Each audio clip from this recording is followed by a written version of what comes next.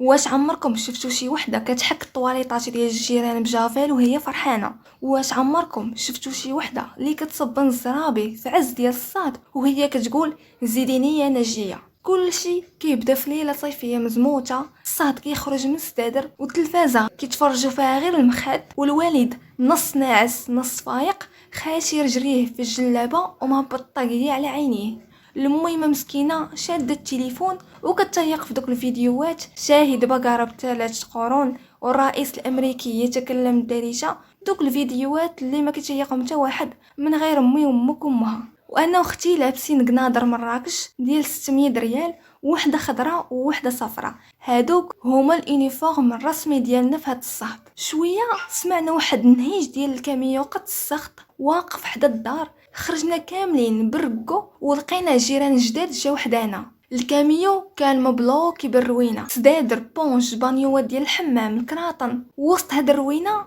بان لي واحد الشاب تبارك الله، طول والزين، اللحيه كحله ومطراسيه، هو كيهز الخشب وكيعرق، واختي بيجامتها الصفراء ولات بحال النحيله كتهز وتساعد بنيه صافيه. وانا طار ليا الفريخ. امي تجمعات مع مو الحاجه ناجيه وفي دقائق عرفات القصه ديال حياتهم كامله. قالت ليها ولدي راه دكتور تبارك الله، هو اللي ساكن معانا، وهنا ضربني الطران في راسي. قلت ما شاء الله، هاد السيد كامل ودكتور. وشويه دخلوا عندنا تعشاو، والوالد مسكين مشى جاب اللحم في نصاصات الليل وبقاو مجمعين حتى 2 ديال الصباح. من الغد ليه حزمت راسي بزيف حياتي ومشيت عند الحاجه ناجيه.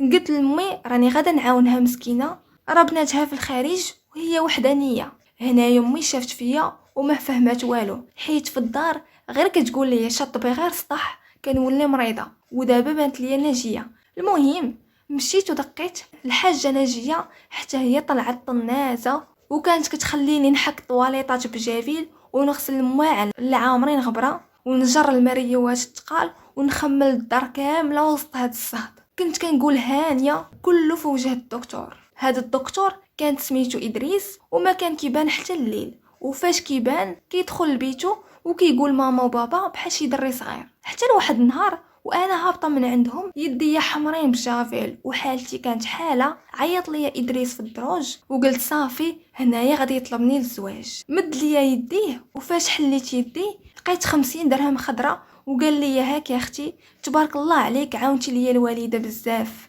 هنايا هبطت في الدروج وانا كنحس بسطل ديال المقاطع تخوى عليا. بقيت كنشوف ديك 50 درهم اللي مد لي وكنبكي وكنقول واش انا مدلوله لهاد الدرجه؟ واش انا طايحه من السما باش يصدق عليا؟ مشيت عند سعاد اللي عارفه خبايا ديال الدرب، وهنا صدماتني بكاع الحقيقه.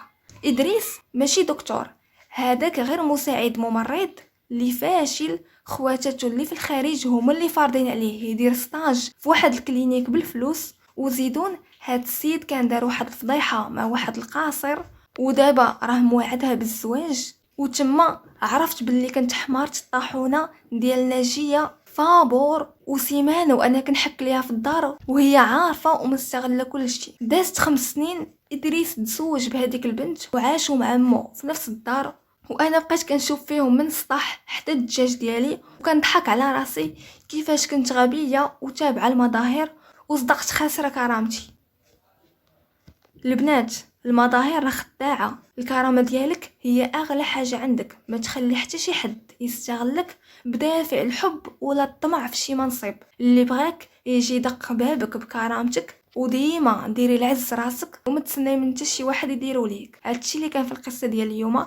الا كانوا كيعجبوكم بحال القصص تابوناو وفعلوا الجرس، والا كانت عندكم شي قصه بغيتوني نقولها في شي فيديو خليوها ليا في التعاليق ولا صيفطوها ليا في ميساج في الموقع الازرق.